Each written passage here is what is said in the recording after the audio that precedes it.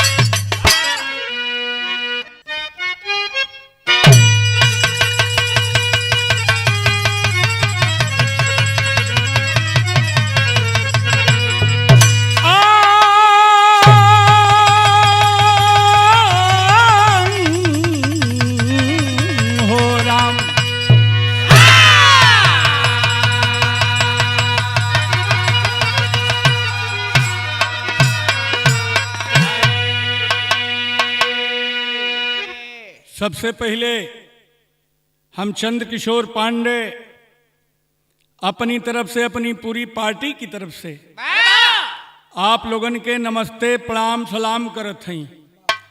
आपकी सामने एक ऐसा विरहा जा रहा है जिसको आप सुनेंगे तो निश्चित रूप से आंखों से आंसू चलने लगेंगे। यह विरहा उस फौलाद का है, उस केसरी का है, उस दानी का है जिसे पूरे पूर्वांचल में लोग भालचंद के नाम से, सांसद महोदय के नाम से जानते थे। हमारे सामने बैठे हुए हैं आदरणीय भाई जनार्दन यादव जी, पहलवान, रेलवे के पहलवान हैं, जो लगातार 3 बार उत्तर प्रदेश के केसरी रहे, विदेशों में जाकर के कुश्ती लड़े हैं। उनके बगल में हमारे आदरणीय रमाशंकर यादव जी, ये भी प्रदेश केसरी हैं। तमाम लोग बैठे हैं, लेकिन 4 लाइन भूमिका में आदरणीय गिरधारी लाल कवि जी ने लिखा है। क्या लिखे हैं?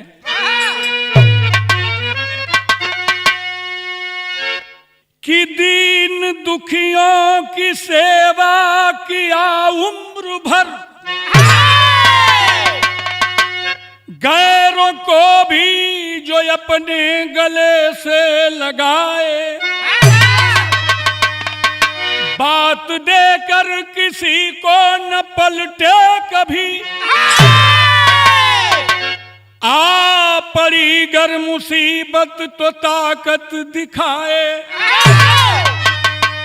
दर्द मजलूम का खुद लिए अपने सिर, अपनी खुशियों से गैरों का दामन सजाए,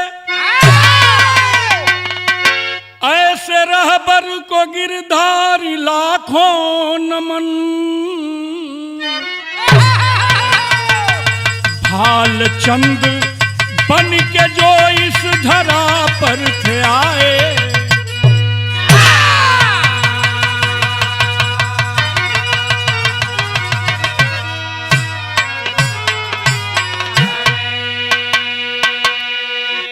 ऐसे रहबर को गिरधारी लाखों नमन, भालचंद बन के जो इस धरा पे थे आए। एक लाइन कव्वाली का अंदाज बा मास्टर, कौन तर्जबा?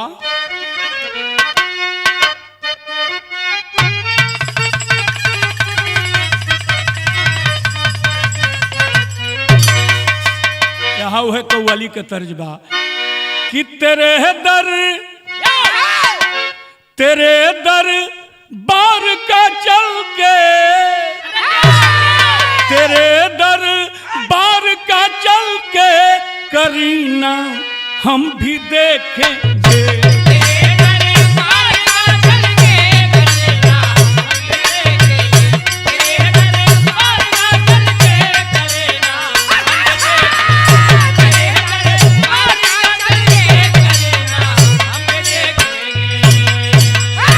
लेकिन कवि जी लिखत हुआ कि आन पर जो लुटा दा दम, आन पर जो लुटा दा दम दिलावर उसको कहते हैं।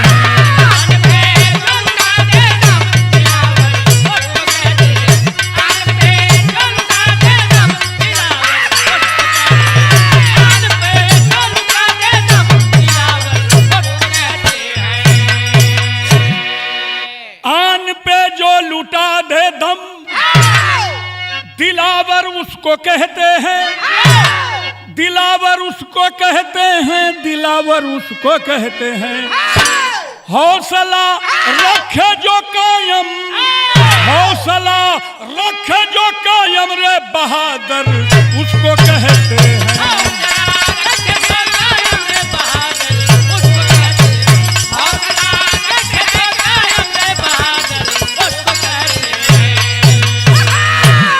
जुकवे से कहानी का शुरुआत बा। एक स्वर बढ़ा के शेर का लाइन दे दीजिए मास्टर साहब। कैसे?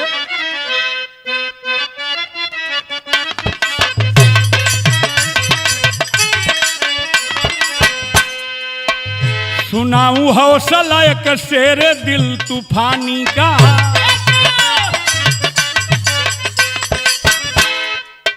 कर्म से लगता जो अवतार भोले दानी का।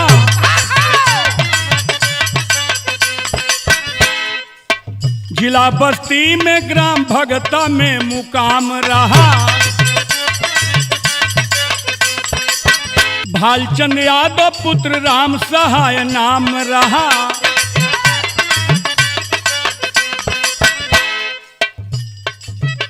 पहले का बस्ती और आज का संत कबीर नगर जनपद। गांव का नाम भगता, बाबूजी का नाम बा राम सहाय यादव, माता जी का नाम जानकी देवी। 1957 मधुमास का महीना था,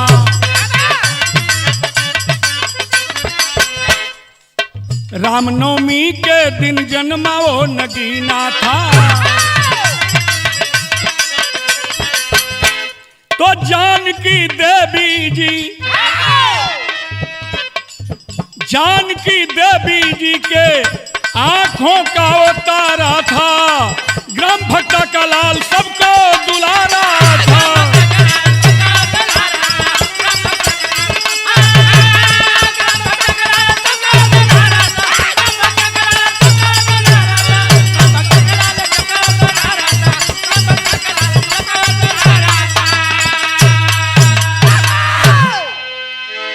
ए बाबू 4 भाई हुए हो। बड़का भैया का नाम लालचंद, दूसरे नंबर पर भालचंद, तीसरका नंबर पर कृष्णचंद, जिनका उपनाम केसई भी लोग कह लगे, और चौथका बाई वीरेंद्र। लेकिन भालचंद का जन्म भइल भैया, खुशी मनावल गई घर में, धीरे धीरे बढ़त हुआ। कवि जी लिखले हुआ विदेशिया में भाव बा कि प्राइमरी गौवा से करी, इंटर हरिहरपुर से पढ़ी, अरे बीए खलीलाबाद से कैले वीरनामा।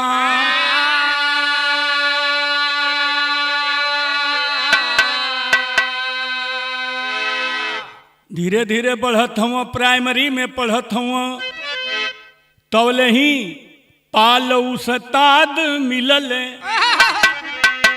गांव जवार का लड़का अखाड़े पर लड़े जात हुआ, वही अखड़वा पर भालो चन्निंगोठा सिवा के पहिर के गईलन है, तब पाल उस्ताद मिलल। कुसती को ज्ञान दिहले अरे जोरवा करा के ऊ बनवले पहलवानावा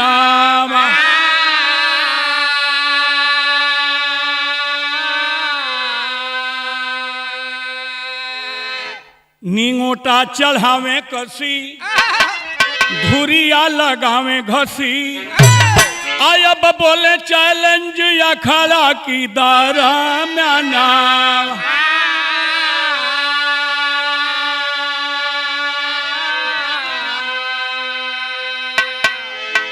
कभी कभी चैलेंज बोल दें अखाड़ा पर जैसे भी लड़े पटक दें भालचंद बड़ा इनाम पावे हो घरवा बाबूजी बड़ा खुश हुआ माई बड़ा खुश है बड़का भैया भी खुश हुआ छोटका भाई भी लोग खुश बा लालचन बड़ा भाई मुखिया बन रहे छाई अरे केसई बीरंदर उनका रहलन बीरानामा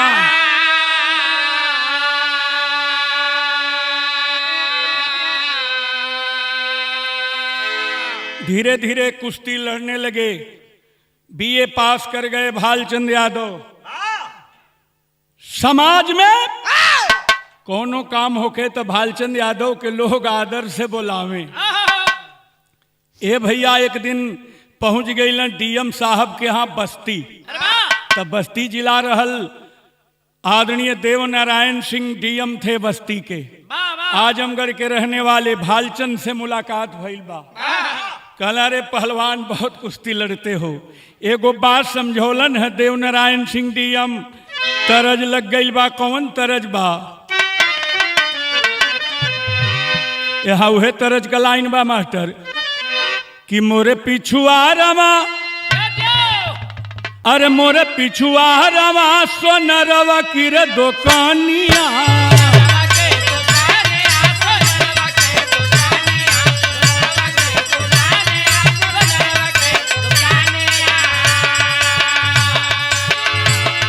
अरे नथिया गढ़ेला तीन पतियन की नथिया गढ़ेला तीन पतियन की बड़ी नीक लागे गीतिया नटनियन की बड़ी नीक लागे गीतिया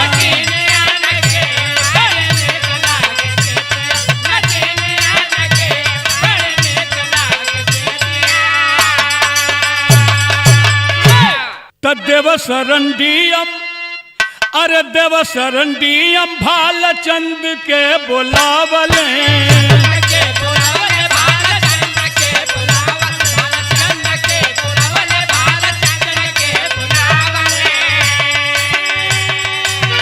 बात बैठवल उनकी मतिया में बात बैठवल उनकी मतिया में सबका सेवा करया के राजनीतिया में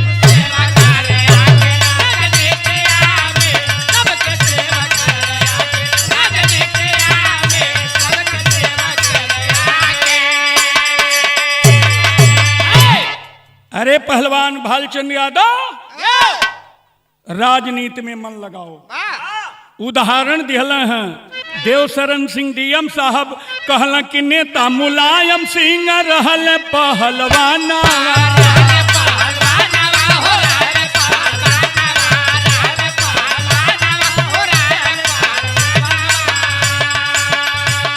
अपने समय पर नेताजी माननीय मुलायम सिंह यादव भी पहलवान थे अरे बनल समाजवादी नेता महानवा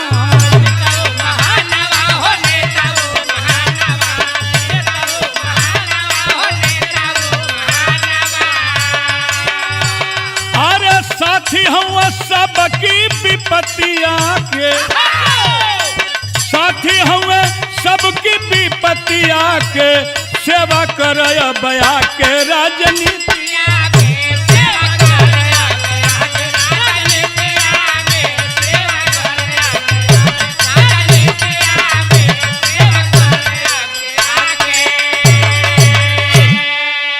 डीएम साहब की बात बैठा लिए भालचंद यादव तेरी में भाव लगल मास्टर कहना बा अरे अनुरागी चित्त में जागी भावना, अनुरागी चित्त में जागी भावना, मन को मिली राह भय भाल चंद बैरागी, अरे बैरागी, अरे बै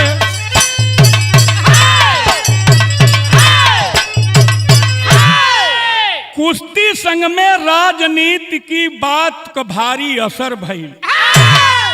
न्याय मिली शोषित पीड़ित के आपन दुख तब बिसर गईल। समाजवादी भाव जगल जन सेवा में मन पसर गई। गांव का नामी पहलवान तब राजनीति में उतर गई। मन लगा लिए, पहली बार बुला लिए माननीय मुलायम सिंह यादव जी को अपने गांव पर। बस्ती जनपद का जिला अध्यक्ष बन गए उनके पार्टी का। लेकिन तर्ज लग गई मास्टर, कौन तर्ज बा?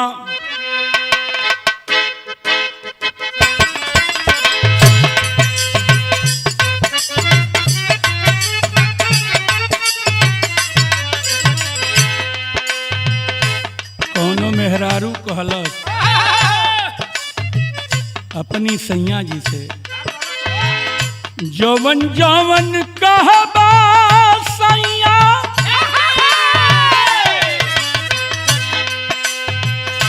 जवन जवन कहबा सैया, मन बजनी जिया में, जनी जा विदेश राजा चढ़ली जवनिया में।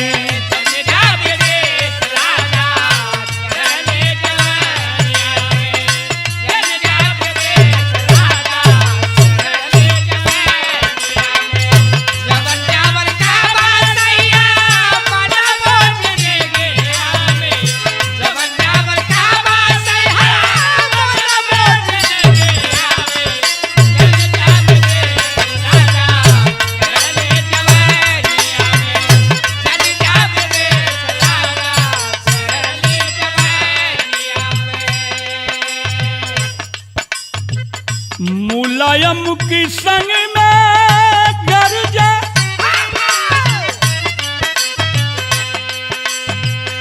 मुलायम की संग में गरजे, भाल चंद्रनावा में, कांपे संप्रदायी थर थर जंग मैदानवा में।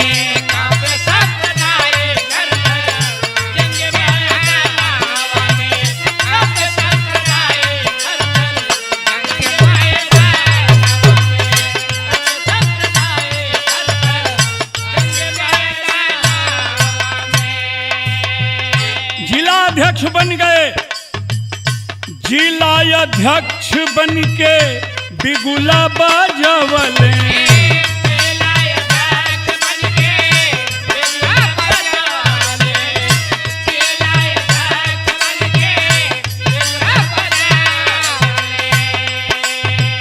अंठानबे में पहली बार जोर जमावले।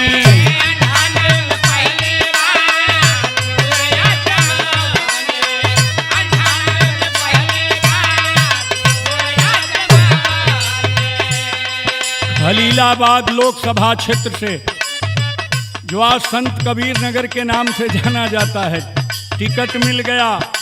लड़ते हैं चुनाव के जंगे मैदान में, लेकिन नतीजा क्या निकला?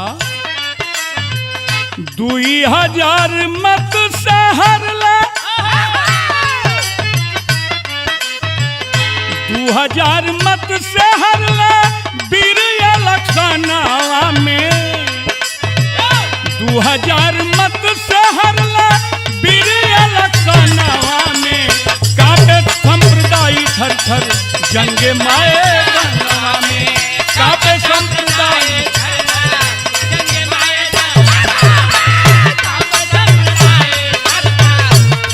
मैदानवा में।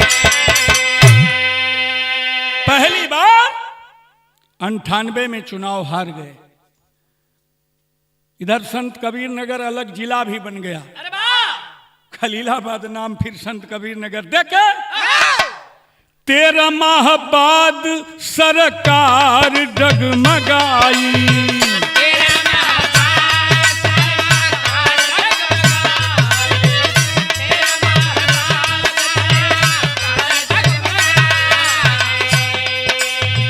13 माह पर सरकार लड़खड़ा गई, गिर गई। 99 में फिर से नहर लिए अंगड़ाई।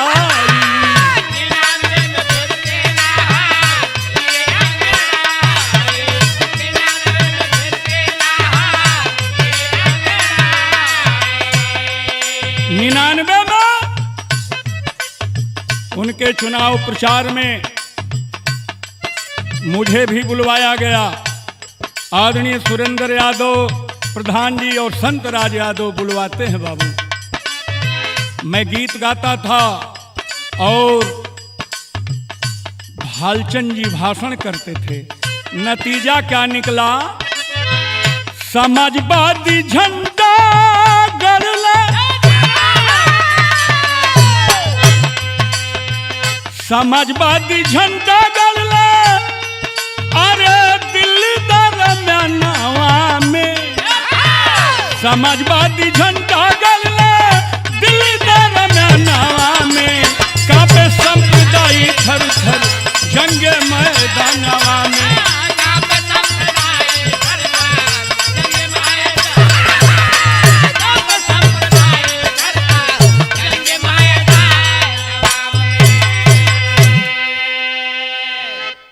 ए भैया फिर भइल का तरज यहाँ है बा मास्टर साहब, कौन गीत बा?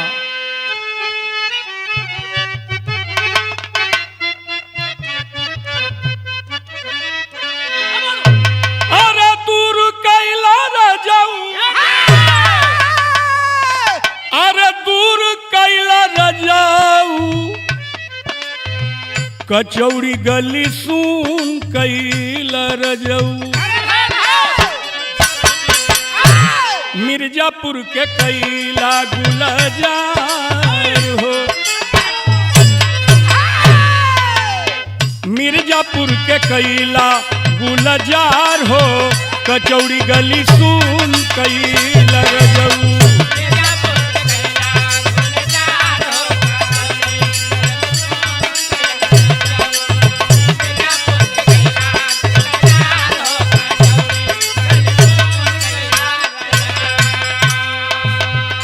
कवि जी लिखे हैं जन जन का दुख कैल दूर हो।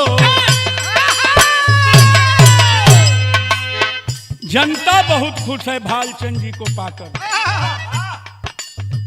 जन जन का दुख कैल दूर हो, बन के कोहिनूर चमके से रवा।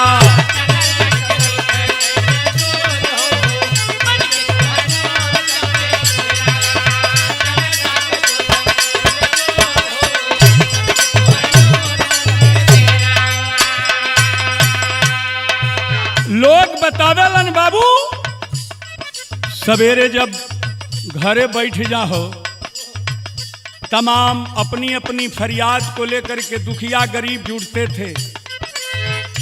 भालचंद जी सबका सुनते थे। जेके दे दिया जवन थैली में से निकल गई, गिनला ना। लोग बतावेलन एक लंगड़ा क्षेत्र में घूम रहे थे। एमपी साहब कहा बाबूजी एगो रिक्शा मिल जाए। कहला रिक्शा तो जरूरी है।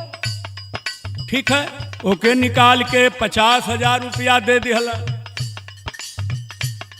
सवेरे की बेरा वो रिक्शा उकसा लिहले, रिक्शा खरीद के गईल सांसद महोदय की लगे। कहला सरकार रिक्शा 4,000 कहा, पैसवा आपका बाल ले लें। कहला जाओ, जो दे दिया भालचंद वो तुम्हारे अंश का था, दे दिया। केहू का पता चले कि 900 को गाय मर गई तो अपनी दुअरवे पर से ओके 25,000 का गाय खोल के दे दे, ले जाओ दूध पियो। गाय भैंस का, पहलवानी का, बिरहा का, फुटबॉल का बहुत शौकीन रहला। 2004 वाला आइला चुनौआ,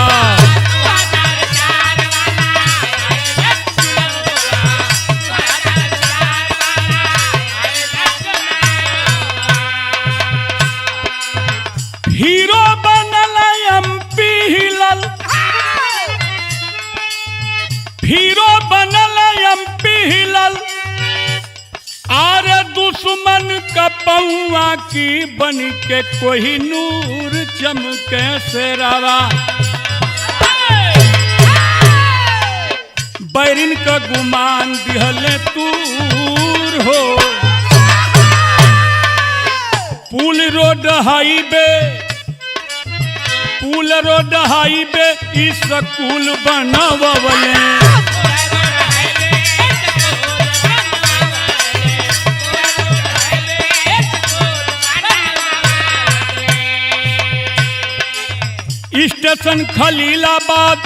स्टेशन खलीलाबाद वैशाली रोकवले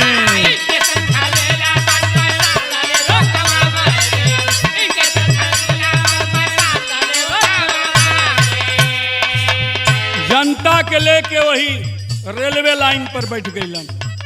वैशाली ट्रेन रुकने लगी, तमाम ट्रेनों को रुकवाए। अरे स्टेशन खलीलाबाद में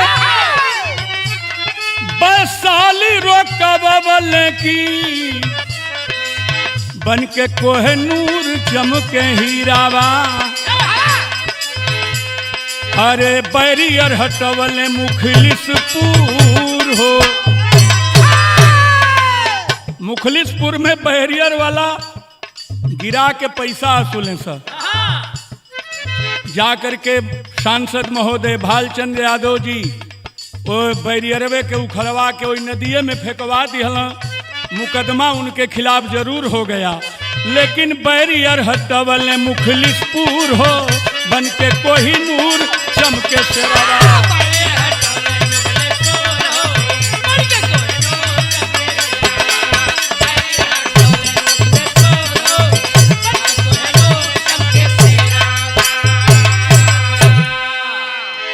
जनता बड़ी खुश थी बाबू, लेकिन कहना बा धीरे धीरे समय बीतल बा।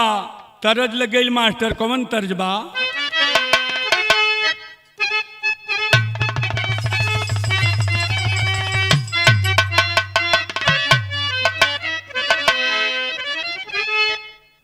कि कवनी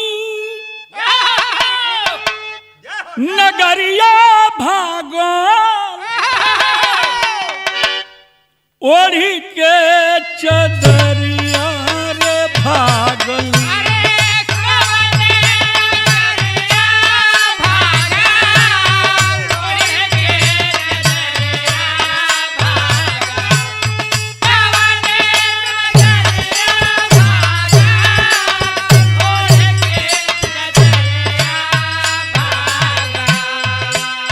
किया रे सखिया रे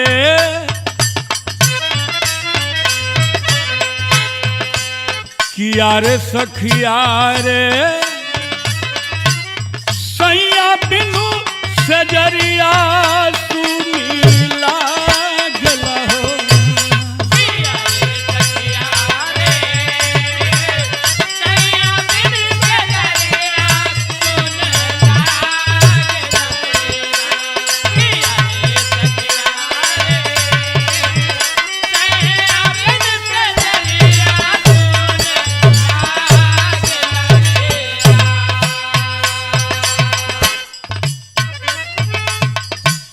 गोनर राम अवध रहले अरे छुट्टी लेके आवत रहले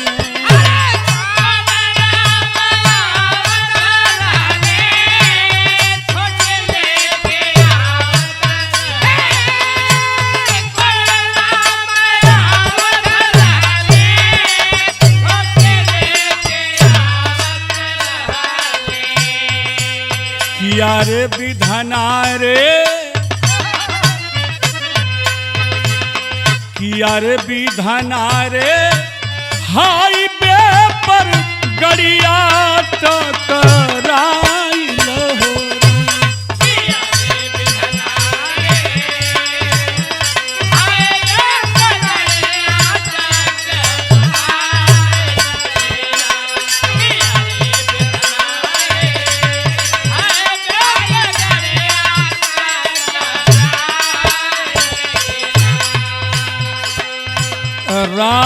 अवध यादव मुरदेवा दुघरा के रहने वाले अंगरक्षक थे, सैडो थे। दिल्ली से चले छुट्टी लेकर के, एमपी साहब कुछ काम है, मैं गांव जा रहा हूं और फिर आ जाऊंगा। छुट्टी दे दिए, जरूरी काम से आ रहे थे, लखनऊ से ट्रेवल्स की गाड़ी में बैठे हैं, जाना है गोरखपुर।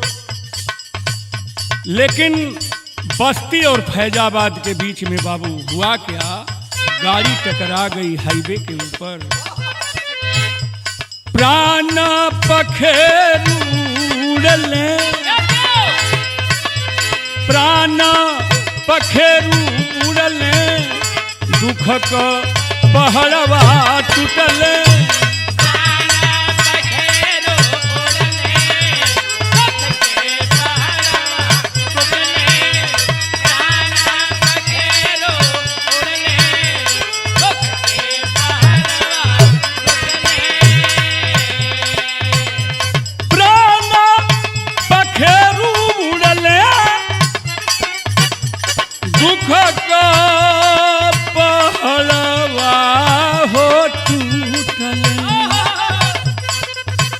रे विधना रे भलचन का जियारा अकुला।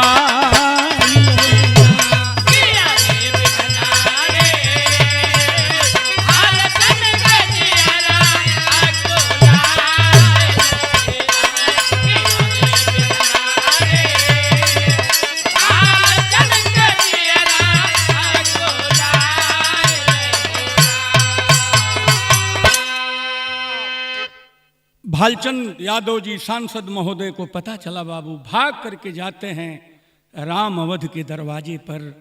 राम अवध की पत्नी, विधवा पत्नी रो रही है पांव पकड़ के। एक बेटी है राम अवध यादव की, एक बेटा, सभी रो रहे हैं। लेकिन वो राम अवध का पत्नी रो रो ये बतिया कहत रही बाबू। का कहत रही,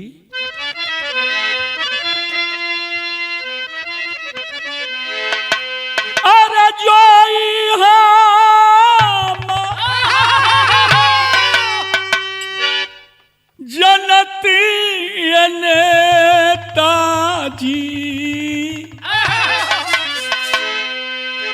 जोई हम जनती नेताजी, सैया जी का छुट्टी है सांगा।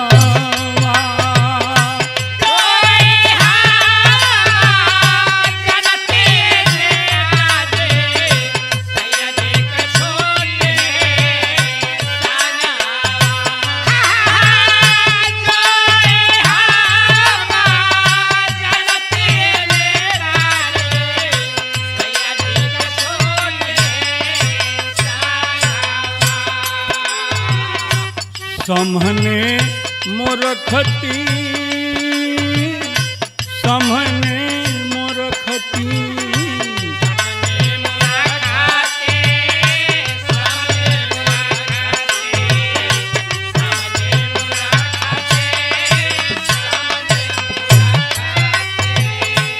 समहने मोरखती नेताजी, अपनो सा जान।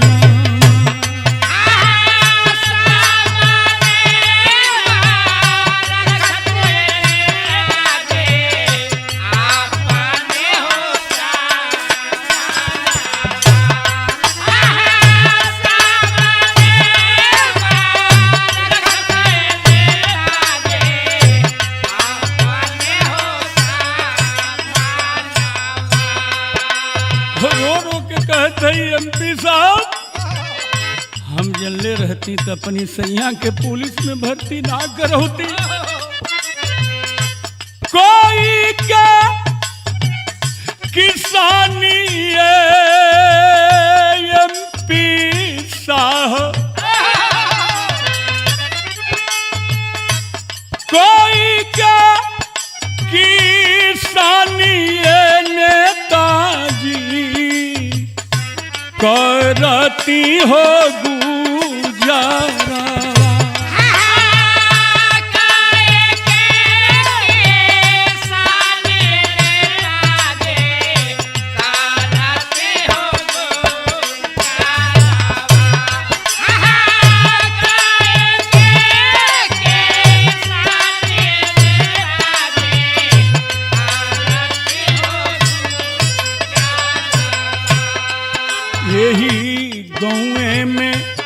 रखती गौए में रखती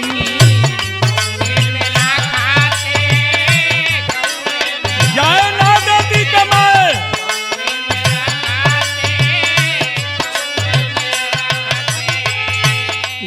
गौए में रखती है साहेब जी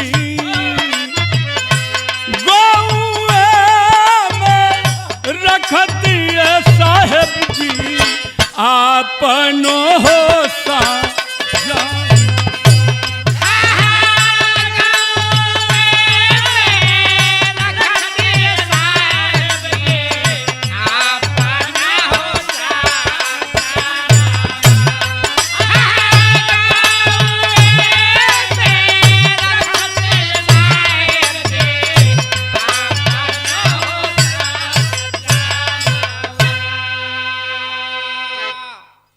रोने लगी जब सैडो की पत्नी तो एमपी साहब जवाब देते हैं पहपट में भाव लगल बाबू का कहला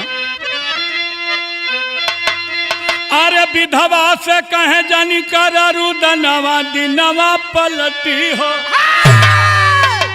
अरे विधवा से कहे जानी कर रुदनवा दिनवा पलटी हो हमारी रहते ना टूटी सपनवा दिनवा पलटी हो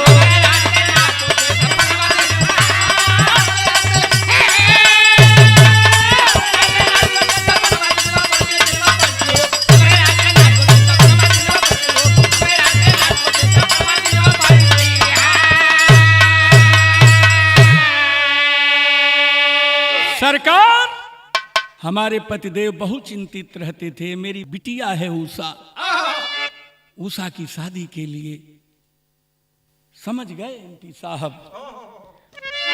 कहते हैं सुनो मेरा बेटा भी अभी छोटा है लेकिन वचन देता हूं मेरा बेटा जिस दिन नौजवान हो जाएगा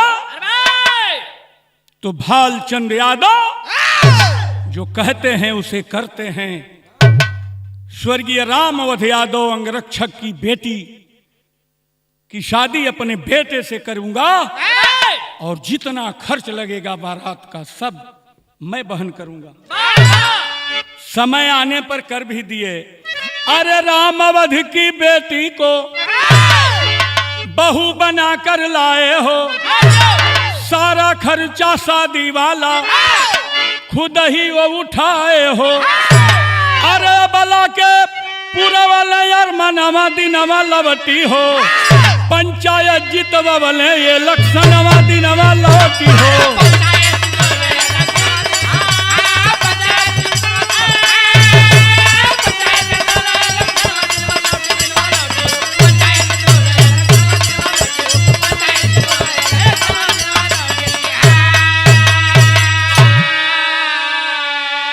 अपने बड़े बेटे प्रमोद यादव की शादी राम अवध की बेटी उषा से करवाए और अपनी छोटे बेटे की शादी पूर्व मंत्री जयप्रकाश यादव की बेटी के साथ सुबोध जिनका नाम है लेकिन अपनी दोनों बहुओं को जिला पंचायत का सदस्य बनवा दिया बेटे को अपने जनपद से नहीं सिद्धार्थ नगर से ले जाकर के और जिला पंचायत का अध्यक्ष बनवा दिए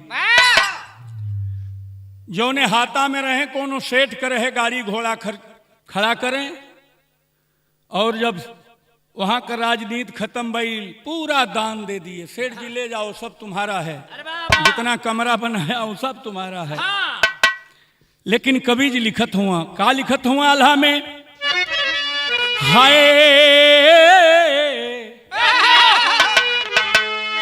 साथी लोग का सपना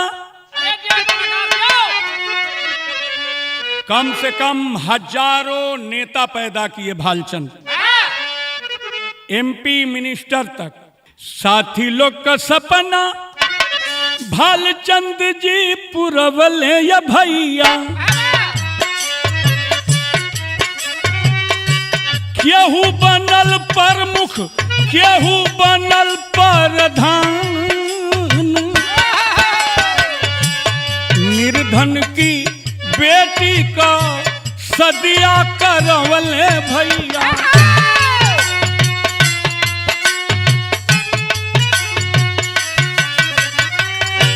केतने कई अपनी हाथे कैले कन्यादान,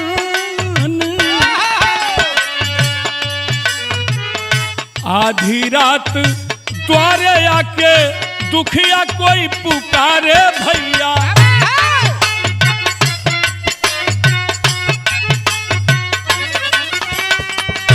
घर बार छोड़ संगही को दिहल पयान। लोग बतावे ला बाबू एक बार पैसा ना रहल, अभी एमपी भी नहीं हुए थे, रामलीला वाला आ गई ना गांव में और इनको बना दिए जजमान मुख्य अतिथि। जनरेटर था दरवाजे पर, उस जनरेटर को बेच करके और ले जा करके सारा पैसा रामलीला वालों को दे दिए। लोग बतावेलन कि 50,000 से कम जहिया रुपया थैली में रहे पॉकेट में, भालचंद यादव गांव छोड़ के नहीं कहीं जाते थे। लेकिन कहना बा आधी रात का जो द्वारे दुखिया पुकारे आके,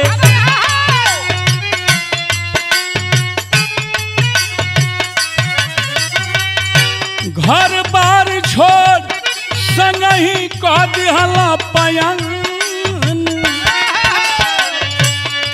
लेकिन बाहरी लोग खलीलाबाद से जीतल जब चुनौआ भैया, भालचंद की बिना जनता भइल परेशान।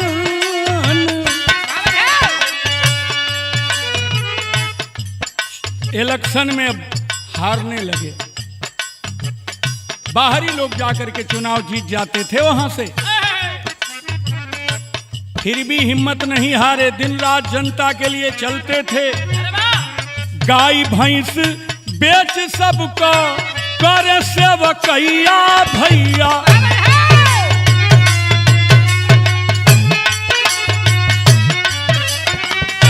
बेच के जनरेटर दिहल रामलीला में दान।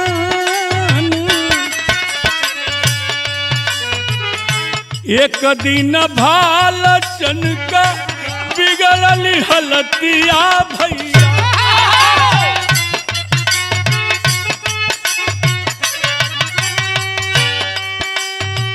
प्रमोद सुबोध लेके अइले दिल्ली दरमियान।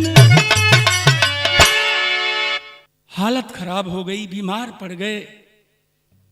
कुछ दिन पहले के ही इलेक्शन में हारे थे, भाषण करते थे कि अरे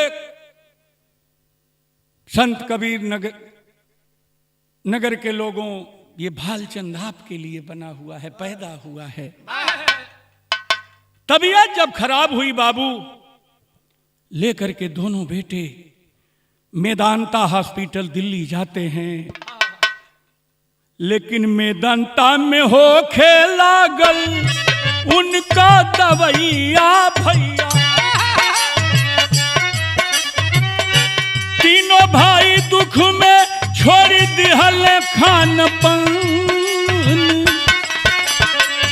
भाइयों में इतना लगाव, उनका बड़का भैया और दूगो उनका छोटका भैया लालचंद के सही अभिरंदर, इहो लोग दाना पानी लगल लोग छोड़े, हमार भैया बीमार हो।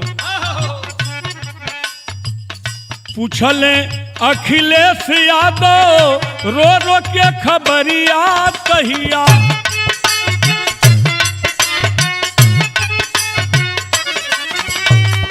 4 अक्टूबर 19 के निकलल परन। 4 अक्टूबर सन 2019 को दिन के लगभग 2 बजे भालचंद यादव जी भगवान को प्यारे हो गए। मेदांता हॉस्पिटल में जब भर्ती थे, कौन नहीं समाचार पूछा था उनका। हर दल के लोग जाकर के हाल चाल पूछते थे। इधर संत कबीर नगर की जनता भगवान से दुआएं कर रही थी कि जल्दी सांसद महोदय ठीक हो जाएं। लेकिन जब समाचार आया भैया कि भालचंद यादव जी हमारे बीच में नहीं रहे, कहना है बाबू, लाश में दांता से पहुंचल भगता गाम मझार, सगरी जनता घेर की रोवे आंसूधार।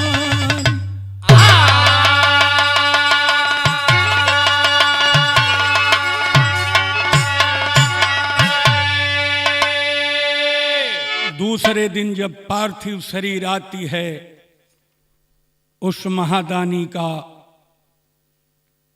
बाबू संत कबीर नगर में हो, इतनी भीड़ रोडों पर, इतनी भीड़, सबे रोवत बारोर के ये बतिया कहे लो कि हमरे मसीहा हो, हमरे मसीहा हो, कहवा गईला हमनी के हो विसार, हमरे मसीहा हो।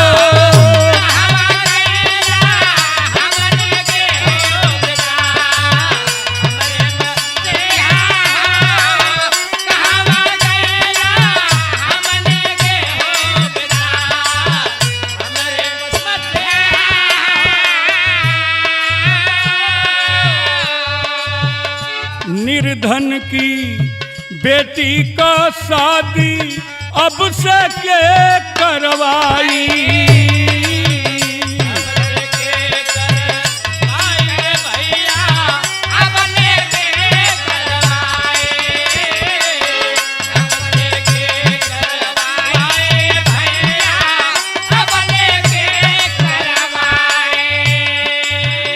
दुर्घटना में पीड़ित जन के राहत के दियावाई कि हमरे मसीहा हो,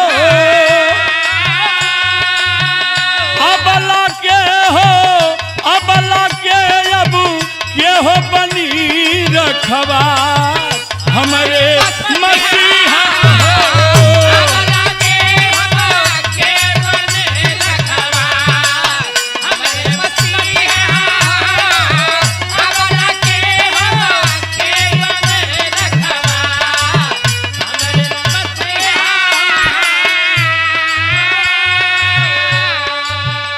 दरवाजे पर भीड़ लग गई। आंखों में आंसू भर करके रो रहे हैं। फूला पत्नी छाती पीटे रोवे प्रमोद सुबोध,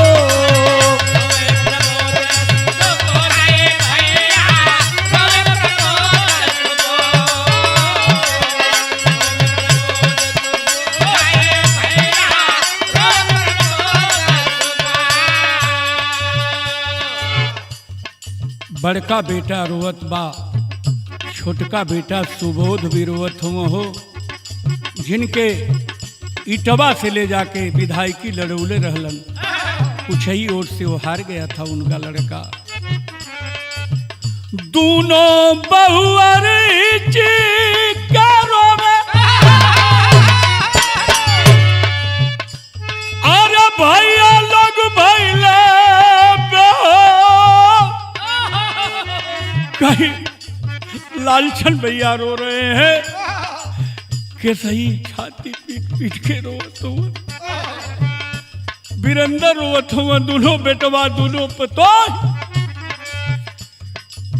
हमरे मसीहा हो दोपहरिया में काके गईला अन्हार, हमरे मसीहा हो दोपहरिया में काके गईला अन्हार, हमरे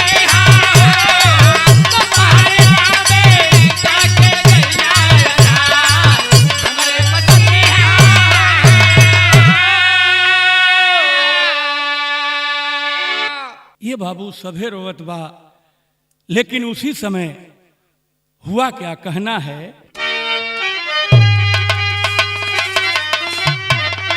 अरे भेजे दूत तुरंत अखिलेश, जारी किए शोक संदेश, क्लेश में रोवे ही दवा मितवा सरजू के तिरवा।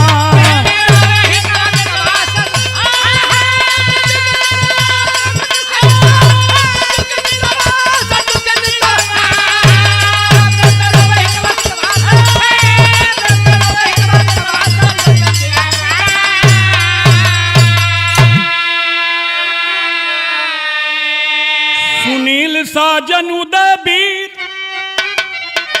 संग्राम जी भगता आए, अपने माननीय नेता का फरमान आदेश पा करके सुनील साजन उदय वीर संग्राम जी भगता आए। अतरौलिया के माननीय विधायक संग्राम सिंह यादव आते हैं। रमाकांत बालेश्वर जी अरे अर्थी को कान्ह लगाए, तब बिरहर घाट सजाए चितवा सरजू के तिरमा। पूर्व सांसद माननीय रमाकांत यादव जी आजमगढ़, पूर्व सांसद माननीय बालेश्वर यादव जी पड़रौना कुशीनगर, अर्थी को कंधा देते हैं लोग।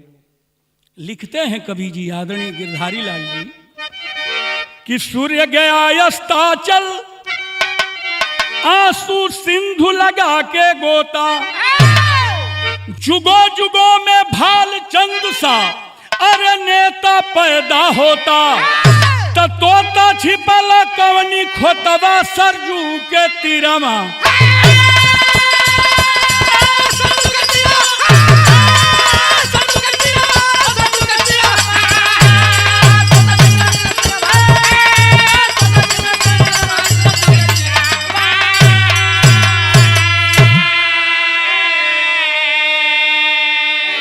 बिरहर घाट पर चिता सजाई गई, बड़े बेटे ने मुखाग्नि दिया।